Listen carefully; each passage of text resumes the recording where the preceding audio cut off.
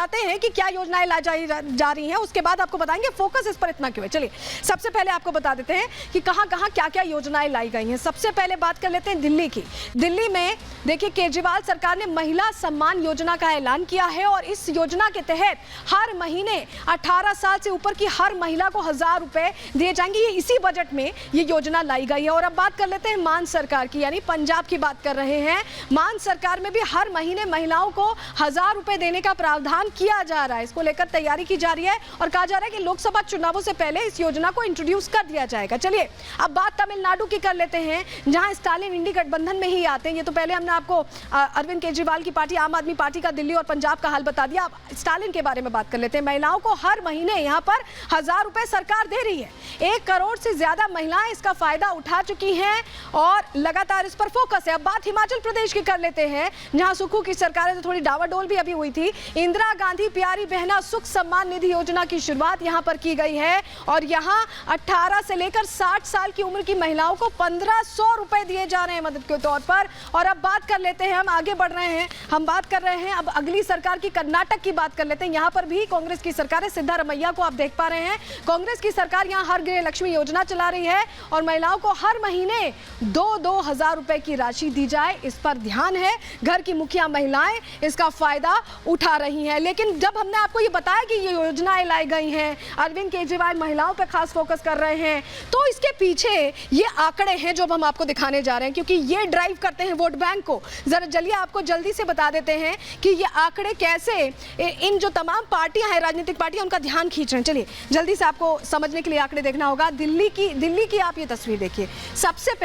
सबसे पहले आपको हम 2014 के आंकड़े बता देते हैं। देखिए वोटर्स और यहाँ पर महिला पुरुष में कितने प्रतिशत वोट हुआ है। 63.93% महिलाओं ने वोट किया है, पुरुष 66%। और ये आप जान लीजिए कि ये महिलाओं का वोटिंग प्रतिशत जो था वो बेहतर था हर हमेशा के मुकाबले, और 2019 में तो और बेहतर हो गया। देखिए 2019 के ये चुनावों के आप वोटिंग प्रतिशत देख रहे हैं, महिलाओं ने 60% महिलाओं ने वोट दिया है, पुरुष 60.69%, यानी लगभग एक बराबर है। और ये जो आंकड़े हैं 2019 में, इसमें कुल मतदान 60.37% हुआ था। और ये आधिकारिक आंकड़े, इस पर अंदर की खबर आपको बता रहे हैं, आधिकारिक आंकड़े बताते हैं कि महिलाओं ने ज्यादा वोट दिया था और पुरुषों को मात दे दिया था। तो ऐसे में अब ये पार्टियां समझ रही हैं कि इन महिलाओं को जो अपनी तरफ रखेगा उसे पूरी तरह से फायदा होगा। तो ये तो यहाँ पर दिल्ली की स्थिति हमने आपको बता दी, आम आदमी पार्टी की स्थिति बता दी। लेकिन देखिए एक डर का माहौल यहाँ पर बंगाल में भी नजर आ रहा है।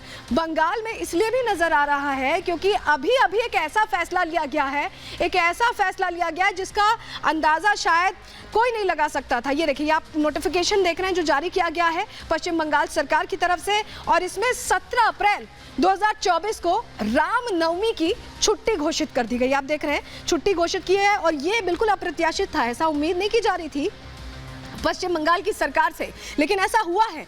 क्यों हुआ है जरा ये आपको समझाते हैं, आपको जल्दी से ये समझा देते हैं, क्योंकि आपके लिए ये जानना बहुत जरूरी है कि आखिर ये फैसला क्यों लिया गया है, इसके पीछे के मायने क्या हैं। इसके मायने अब आपको समझाने जा रहे हैं, क्योंकि बंगाल में रामनवमी पर हिंसा भी होती रही है, आपको हम जानकारी दे रहे हैं। देखिए समझिए, साल 2018 में किस तरह की हिंसा हुई थी आपको बताएं। 2 जगहों पर, आसनसोल में और रानीगंज में हिंसा हुई, और उसका असर किस पर पड़ा, पंचायत चुनावों पर पड़ा। लोकसभा चुनावों में 2019 में ममता बनर्जी को उसका आफ्टर इफेक्ट झेलना पड़ा। उसके बाद 2023 में भी देख लीजिए, यहाँ भी साल 2023 में रामनवमी के दिन उत्तर दिनाजपुर में और हुगली में हिंसा हुई, और असर किस पर पड़ा, पंचायत चुनाव पर पड़ा। और ममता बनर्जी घबरा रही हैं, सोच रही हैं कि अगर अब असर पड़ गया चुनाव 2024 के पर तो उनके लिए बहुत मुश्किल हो जाएगी, क्योंकि वो तो इंडी से भी अलग हटती दिखाई दे रही हैं, अलग हटते हुए आगे बढ़ने की बात कर रही हैं। लेकिन 24 की जो सियासत है उसमें चारों दिशाओं में जो विपक्ष है वो मोदी से डर रहा है। 3rd टर्म की जो गारंटी दी है प्रधानमंत्री नरेंद्र मोदी ने, उसमें बहुत सारे फैक्टर्स हैं, लेकिन वो एक भी फैक्टर इंडी गठबंधन को मजबूत करता नहीं दिखाई दे रहा। और यही वजह है कि प्रधानमंत्री के दांव से घबराहट पैदा होती जा रही है। हम ऐसा क्यों कह रहे हैं, जरा रिपोर्ट के जरिए आपको समझाते हैं।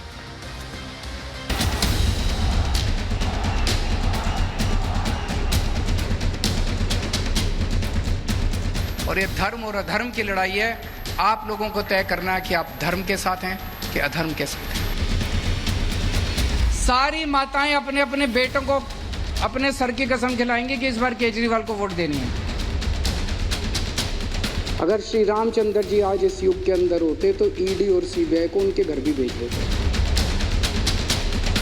प्रभु राम भारत की आत्मा है, राम भारत की विचारधारा है। राम के बिना भारत की कल्पना नहीं की जा सकती।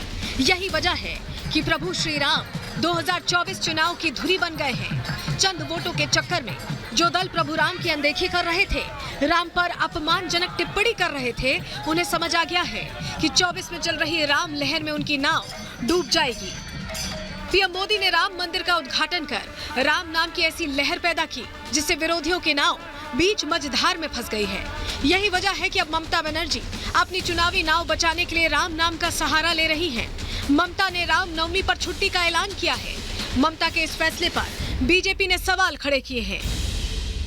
जिसने जय श्री राम नारा लगाते ही अंदर डालते थे, अरेस्ट करते थे, तो राम नवमी के ऊपर उस त्योहार को हॉलिडे घोषित करना कितना प्रेशर में ममता दीदी है, ये अत्यंत सहज रूप से हम सबको समझना चाहिए। राम नवमी पर छुट्टी का सहारा लेकर ममता राम नवमी पर हुए दंगों का दाग अपने दामन से छुड़ाने की कोशिश कर रही हैं। तो वहीं दिल्ली के मुख्यमंत्री अरविंद केजरीवाल ईडी से बचने के लिए प्रभु राम का नाम लेकर बीजेपी के खिलाफ अजीबोगरीब बयानबाजी कर रहे हैं। प्रभु राम को लेकर केजरीवाल के विवादित बयान पर बीजेपी ने पलटवार किया है। मैं मन में सोच रहा था, आज अगर श्री राम होते, अगर श्री रामचंद्र जी आज इस युग के अंदर होते तो ईडी और सीबीआई को उनके घर भी भेज देते और यहाँ बंदूक रख के पूछते बेटा बीजेपी में आ रहा है कि जेल जाएगा।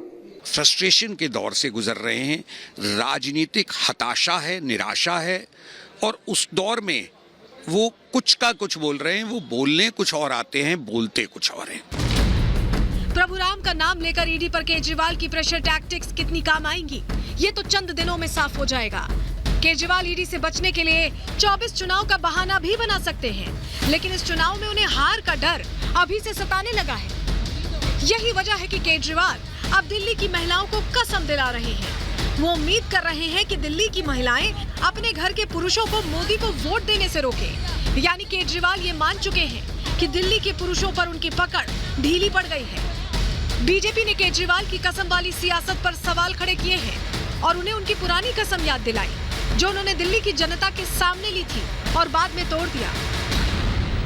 अपने घर के सारे मर्दों से भी वोट डलवानी है। कई मर्द मोदी मोदी कर रहे हैं, अपने सर की कसम खिला देना सबको।